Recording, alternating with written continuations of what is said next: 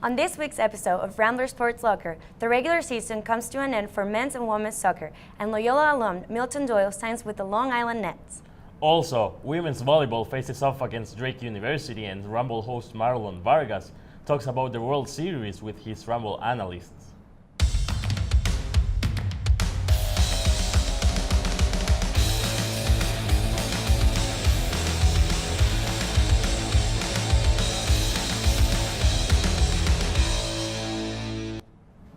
Welcome back to another episode of the Rambler Sports Locker. I'm Alfredo Rodriguez. And I'm Ana Maria Nunez. On Tuesday, junior Grant Stoneman was awarded Defensive Player of the Week by the Missouri Valley Conference. This came after he scored the deciding goal against Raleigh University this past Saturday to give Loyola a 2-1 win. The redshirt junior has started in all of the 14 games for the team and is no stranger to MVC recognition. Last year, Stoneman received a second-team All-American selection and first-team All-MVC honors. The team's 5-game unbeaten streak ended after a 2-1 loss against Northwestern University on Tuesday. After a scoreless first half, Northwestern forward Ty Seeger put the Wildcats ahead early in the second half. 14 minutes before the end of regulation, Loyola sophomore Aidan McGalley scored a header to tie the game for the Ramblers. Loyola had another opportunity to score on a penalty kick, but Northwestern goalkeeper Robbie White stopped Stoneman's shot. The game was sealed when Tommy Castellanis scored for Northwestern in the second overtime to give his team a 2-1 victory. The Ramblers are back in action against Missouri State Saturday at 7 p.m. On Saturday, Loyola women's soccer team secured their playoff spot in their final home game against Northern Iowa. The night began with an emotional pregame ceremony as the team honored its 5 graduating seniors, but it didn't slow them down. Just 7 minutes into the game, junior Jenna Chesney scored the first goal after shaking off her defender inside the box. Senior Katie Grau scored just a few minutes later, and junior Taylor Lamboris found the back of the net in the second half. Though the Panthers also came out hot, Loyola snagged the victory with a final score of 3-2. This puts the Ramblers at 12-5-0 overall and 4-2-0 within the Missouri Valley Conference. The team will open the Missouri Valley Conference tournament at Loyola Soccer Park on Sunday at 1 p.m. RSL reporter Epiphany Jonathan presents this number 17 in this week's By the Numbers. Welcome to this week's segment of By the Numbers. I'm Epiphany Jonathan, and this week's number is 17. On July 17, 1990, the Minnesota Twins turned 2 triple plays in a single game against the Boston Red Sox. It was the first time it's been done in the MLB and hasn't been done since. 17 years later, the Bears' own Devin Hester scored 5 touchdowns on punt and kickoff returns in his rookie year. Most kickers caught on and did everything they could to make sure the ball did not make it into Hester's hands. Colts kicker Adam Vinatieri decided to end that trend on the opening kickoff of Super Bowl 41 in 2007. Hester then became the first player in the NFL to score a touchdown on the opening kickoff of a Super Bowl. The Bears went on to lose to the Colts by a score of 29-17, but Hester's opening touchdown gave fans hope for future seasons. In 2013, the Blackhawks were down 1 goal against the Boston Bruins in the final 2 minutes of Game 6 of the Stanley Cup Finals. The Hawks had important decisions to make if they wanted to come back. The team pulled goalie Corey Crawford for an extra skater, and captain Jonathan Taves assisted Brian Bickle on a goal to tie the game. Only 17 seconds after Bickle's goal, Dave Bolin scored what proved to be the winning series goal. The Bruins weren't able to get an equalizer, leading to the Blackhawks' second championship in 4 years. On Thursday, October 19, 2017, the Chicago Cubs played their 5th game against the Dodgers in the NLCS. Yet Cubs Anthony Rizzo and number 17 Chris Bryant couldn't seem to rise to the occasion. Rizzo had 1 hit in 17 at-bats with an average of .059. Bryant managed to hit .2, and the two finished the series with a combined 5 hits. They faced a crushing defeat, 11-1, against the Dodgers, who moved on to the World Series. In Loyola sports, the women's volleyball team lost to Drake University and the University of Northern Iowa last weekend. They will be back in action against Valparaiso University on the 27th and have their 17th game on October 30th, 2017 against Southern Illinois University. That's it for number 17. I'm Epiphany Jonathan, and thanks for joining me for this week's By the Numbers. Back to you guys at the desk. Thanks, Epiphany. Former Rambler Milton Doyle is officially joining the NBA G League after completing a deal with the Long Island Nets. The Nets are an affiliate of the NBA franchise, the Brooklyn Nets, who Doyle started a training camp with 1 month ago. During his last season at Loyola, Doyle averaged 15.2 points, 5 rebounds, and 4.4 assists per game. Doyle proved himself to be one of the best players in Loyola's basketball program history, finishing 8th on Loyola's all-time scoring list. Senior Dante Ingram and Andre Jackson are both on the All-Missouri Valley Conference preseason first team. Last season, Ingram shot 45.8% from 3. The senior guard was ranked top 10 in the conference with an average of 13.6 points and 6.8 rebounds per game last year. Jackson spent parts of last year as the Ramblers' six-man and set a school record 66.9 free throw percentage, putting him fourth among the top scorers in Division I NCAA. Jackson was also awarded MVC Sixth Man of the Year award and MVC All-Newcomer recognition last year.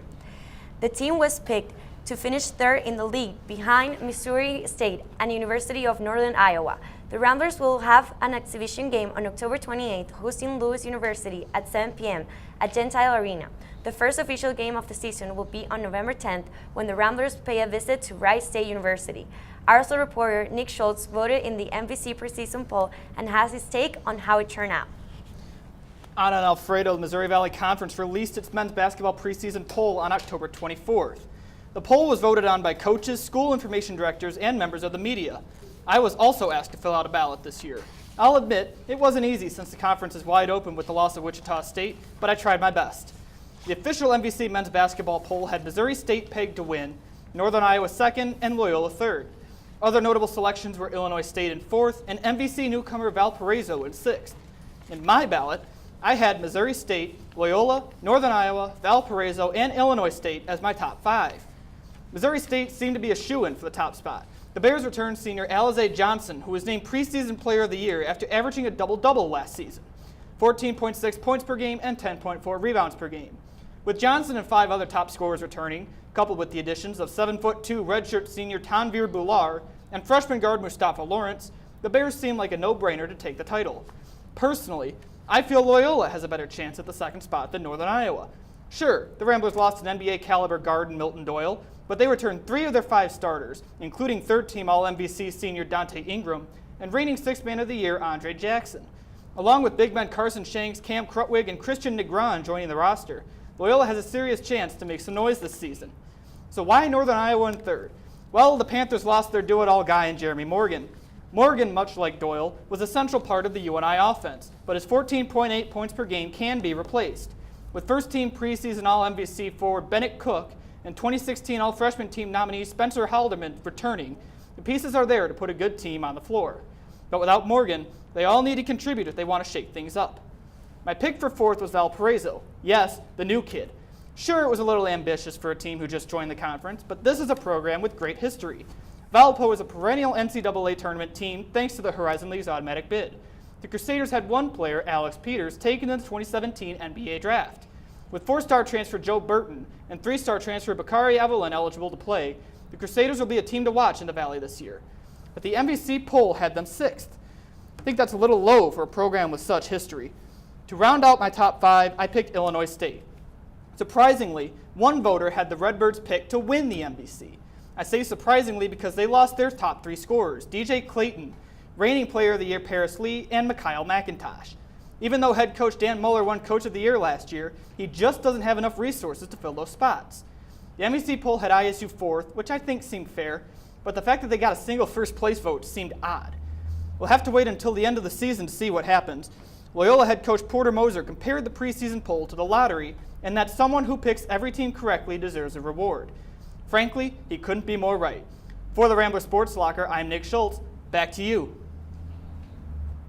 With the start of the season so close, Rambler fans are getting excited. RSL reporter Annalise Ockenfuss got an inside look at the tip-off luncheon to commence the basketball hype. On October 18th, Loyola held its second annual basketball tip-off luncheon. With words from both head coaches, the luncheon provides a preview of the upcoming season. Women's coach, Kate Octor, spoke first, focusing on the process of rebuilding the team. Hard work together. Now, a year ago when I brought that phrase to our program, I wanted it to define what we do. This group excites me because they're eager to compete, as I said, but they're eager to see what investment gives them. In a one-on-one interview, Coach Octor touched on just how far the team has already come. If anybody had seen us play last year, we're playing at a different level. We're practicing harder, we're competing. So on a surface level, we look very different just based on our numbers, but from a basketball perspective, our program is completely flipped switch, which is a fantastic thing. Men's coach Porter Moser shared his high hopes for the season. Because 4 years ago, all the conversation was, hey, Loyola's moving to the Valley. Every question I got, I went to Valley Media Day, all the conversation was, Loyola's going to the Valley. I love where it's moved. Now we're in the conversation of, hey, who's going to win the Valley? And Loyola's in that conversation. And I embrace that. Overall, the men's team has a strong mix of new and returning players that Porter expects to see a lot from. Really excited about the energy, the effort of the team. I think we have some combination of some really good veterans in Andre Jackson, Dante Ingram, Ben Richardson, Clayton Custer. And then combining with some young guys, Cam Krutwig, Lucas Williamson, and Christian Negron. So we got a good balance with that. With their first games quickly approaching, both the men's and women's teams are looking to the future for a successful season. For the Rambler Sports Locker, I'm Annalise Ockenfels. Thanks, Annalise. On Saturday, women's volleyball faced off against Drake University. Junior Morgan Greshman pounded out a team high of 12 kills, but it wasn't enough for a victory. Drake player Catherine Cheek had her own 17 kills as well as 17 digs, which gave the Bulldogs the edges they needed to take all 3 sets. The final scores came in at 25-16 in the first set, 25-18 in the second, and then 25-22. This puts the Ramblers at 1-20 overall and 0-10 in MVC play. This weekend, the volleyball team hits the road for 2 more MVC matches. They'll take on Valparaiso on October 27th and Southern Illinois October 30th. Currently holding a 15-game losing streak, the Ramblers hope to snag a win as they've managed to beat both teams outside of regular season play. With the first 2 World Series games completed, baseball season is coming to an end. Marlon Vargas and his Rumble analysts discuss who they think will be this year's World Series champion. Hi guys, welcome back to this week's Ramble. Today with me I have Kelsey Frew and Ben Gerner. And the topic at hand is the World Series. Everybody's watching and everybody knows this is a matchup that is unbelievable. So my question for you guys today is, who do you guys think has the cup? Well, I think, for starters, I got to go with the Houston Astros. They have the strongest defensive season in the MLB. They're leading in runs, runs scored, second in home runs, low strikeout rates. And they just won the second game of the World Series, and now they have the home field advantage, so things are looking good for them.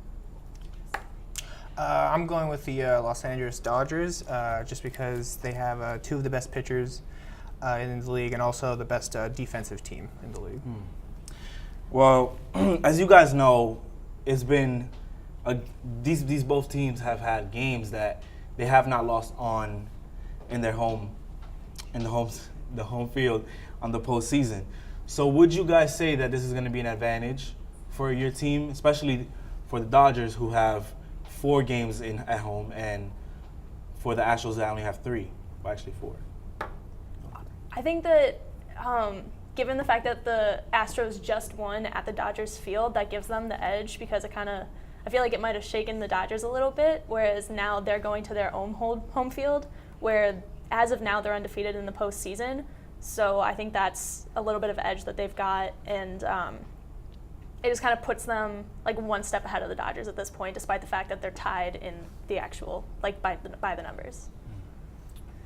I think that even though the Astros did win the last game, the Dodgers now kind of have more focus in general of the opponent that they're facing. So I think that will get them more more hyped for the upcoming game? Well, the Dodgers have 6 World Series under their belt, the last one being in 1988. And numbers don't matter too much because, this team was not even born by that time. However, do you think this is going to be a comeback similar to that of the Cubs? Is the drought going to be done? I don't think so. I think the Astros got it. It's the Astros, The Astros, it'll be their first win. They deserve it at this point, and they've shown that they've put in the work. They've shown that they can do it, and they can win those high pressure games. So, this is their chance to step up and show that they are, a deserving part of the MLB. Okay, well, guys, it's a tough decision, but I'm going to have to go with Kelsey this week. You did put up great arguments about the offensive team and the fact that it may be their first win of the entire season, their ownership, but we do have faith. So, guys, tune in next week to see Kelsey host The Ramble. Back to you at the desk. Thanks, Marlon. I thought the Dodgers were going to win, but now that they lost the home field advantage, it's pretty open. Check our poll on Twitter and let us know who you think is going to win.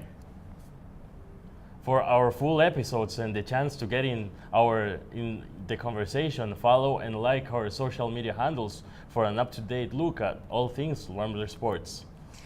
Thanks for joining us tonight. I am Ana Maria Núñez. And I'm Alfredo Rodriguez. Check back next week for another episode of the Rambler Sports Locker. Y como siempre, no se olviden de apagar las luces.